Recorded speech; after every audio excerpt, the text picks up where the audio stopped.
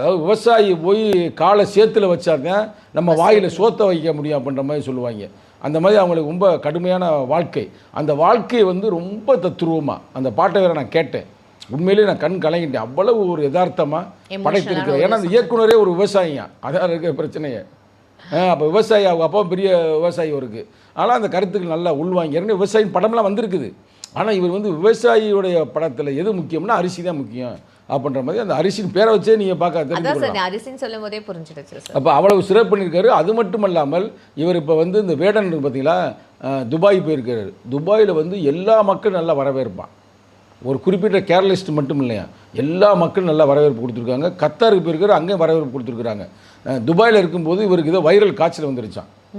அதனால் வைரல் காய்ச்சல் வந்தாலும் கூட அந்த கவர்மெண்ட் நல்லா இவரை பார்த்து நல்லா இது பண்ணி இவரை இப்போ அனுப்பிவிட்ருக்குறாங்க.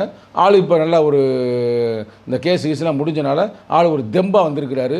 இந்த நேரத்தில் உங்கள் சேனல் மூலமாக பிபிடி சினிமா மூலமாக தொடர்ந்து தமிழ் மக்களுக்கு பல பாடல்களை தர வேண்டும், தமிழ் படத்தில் நடிக்க வேண்டும் அப்படின்றதையும் ஒரு கோரிக்கை அன்பு தம்பிக்கு வைத்து நான் உடனே விடைபெற ஆசைப்படுகிறேன்.